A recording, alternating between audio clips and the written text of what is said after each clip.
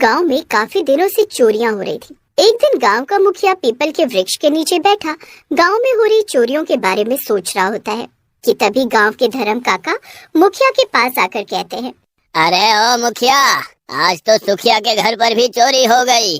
हाँ जानता हूँ। अरे जब सब जानता ही है छिछोरे, तो फिर कुछ करता क्यों नहीं? हाँ तू करेगा भी क्यों? तुझे छिछोरे पंथी से फुर्सत मिले तब ना।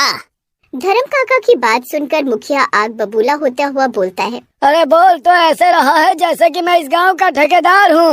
अरे ठेकेदार नहीं है, लेकिन गांव के मुखिया तो हैं।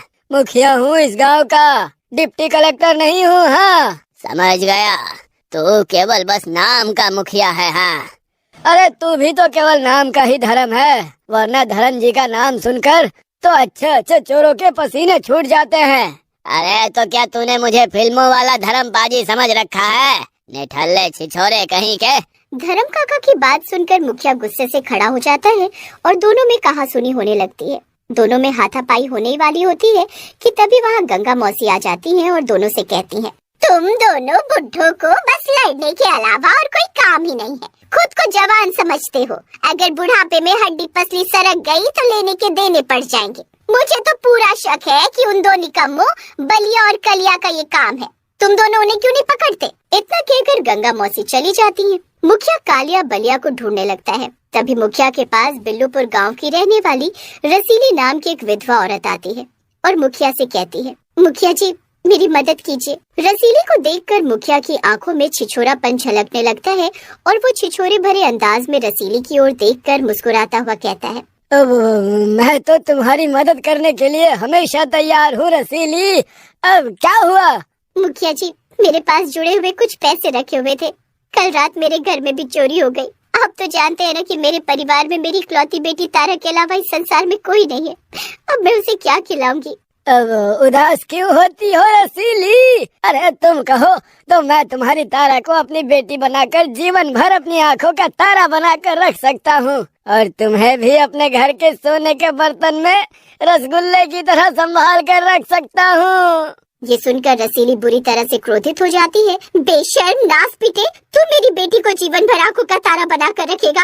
अरे तेरे जीवन के दिन ही कितने बचे हैं? शमशान में पैर लटकाए बैठा है, मगर तेरी जवानी खत्म नहीं हो रही। इतना बोलकर रसीली गुस्से से अपने घर पर चली जाती है और फूट फूट कर रोने लगती है। रसीली को रोते हुए देख रसीली की 10 वर्षीय बेटी तारा भी वहाँ पर आ जाती है और अपनी माँ के रोने का कारण पूछती है। रसीली अपनी बेटी तारा को चोरी की घटना और मुखिया की घटिया करतूत के बारे में बताते हुए कहती है, सोचा था कि मुखिया सहायता करेगा, मगर वो छिछोरा चोरों को पकड़ने की बजाय मुझ पर ही गंदी नजरें डालने लगा। काश यहाँ पर रत्ना बॉन्ड होती तो चोरों को जरूर पकड़ती। ये सुनकर तारा चौंकते हुए कहती है, ये रत्ना बॉन्ड कौन है माँ? तारा, मेरी परदादी कहती थी कि बहुत समय पहले इस गांव में रत्ना नाम की एक चतुर लड़की रहती थी, जिसके अंदर चोरों को सूंघने की क्षमता थी, मगर अंग्रेजों ने उसे जलाकर मार दिया। लेकिन कहाँ माँ? हमारे गांव के पास जो गुफा है ना, वहीं पर उसे जलाकर मारा था। इतना बोलकर रसीली वहाँ से चली जाती है और तारा बड़ी मासूमियत से गहरी सोच में गुम हो जाती है। अगले दिन तारा उसी गुफा के नजदीक चली जाती है। आसपास चारों ओर सन्नाटा पसरा होता है। तारा को बड़ा डर महसूस होता है, लेकिन तारा कल से भूखी थी। तारा झाड़ियों में बैठकर रोती हुई कहती है, रत्ना बॉन्ड तुम कहाँ हो? देखो हमारे गांव के चोरों ने हमारे घर पर चोरी कर ली। माँ ने और मैंने कल से कुछ भी नहीं खाया।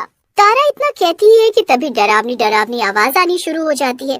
डरावनी आवाज सुनकर तारा डर जाती है। तभी एक चुड़ैल तारा के सामने प्रकट हो जाती है। चुड़ैल को देखकर तारा बुरी तरह से डर जाती है।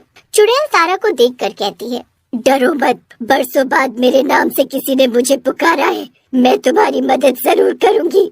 लेकिन तुम तो चुड़ैल हो। हाँ, जब मैं जीवित थी तब लोग मुझे रत्ना बॉन्ड के नाम से बुलाते थे, लेकिन अब मैं क्योंकि चुड़ैल हूँ इसलिए तुम मुझे चुड़ैल बॉन्ड बुला सकती हो। घर जाओ, कल सुबह वो चोर जिंदा नहीं बचेंगे। इतना